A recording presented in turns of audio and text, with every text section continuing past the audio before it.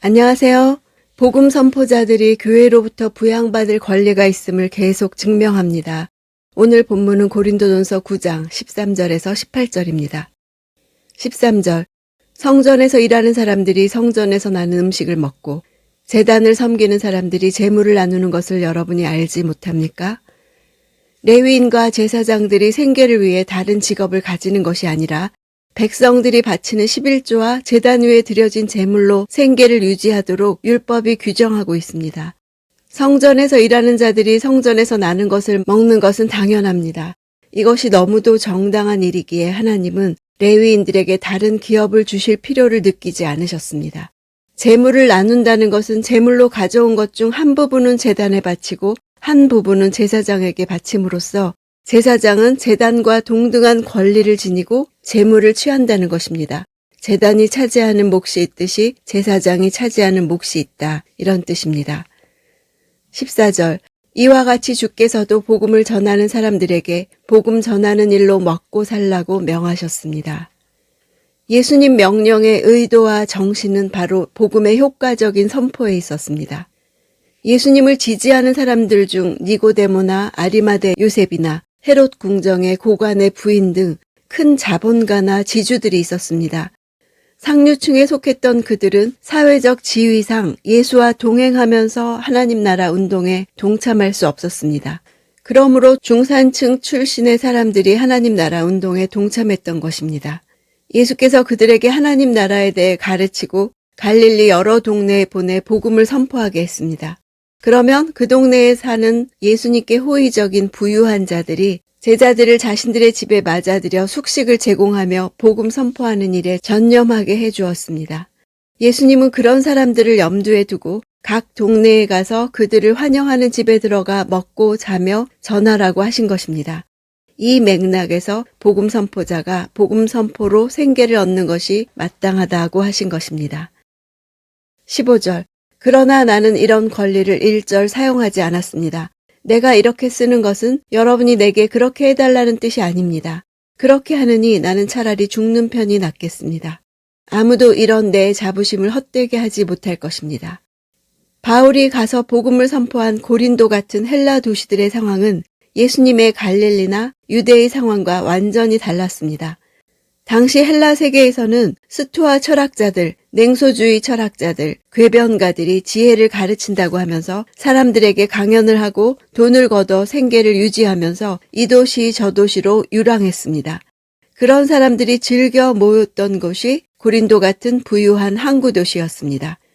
바울이 고린도에 가서 복음을 선포한 후에 돈을 걷어서 생계를 유지했다면 헬라인들의 눈에는 바울이 유랑 철학자로밖에 보이지 않았을 것입니다. 그렇게 해서는 자신이 선포하는 복음을 차별화할 수가 없었습니다.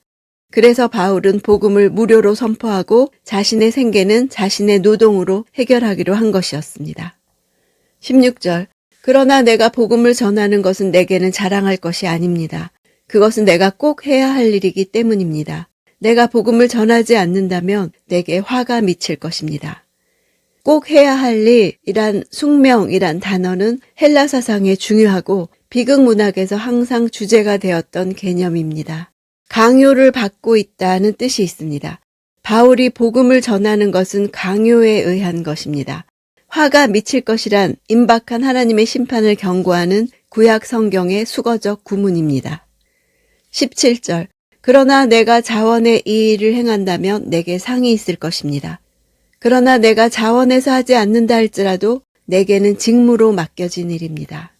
자원해서 한다는 것은 자유인으로서 이 일을 한다면 정당하게 보수를 받을 권리를 갖는다는 것입니다.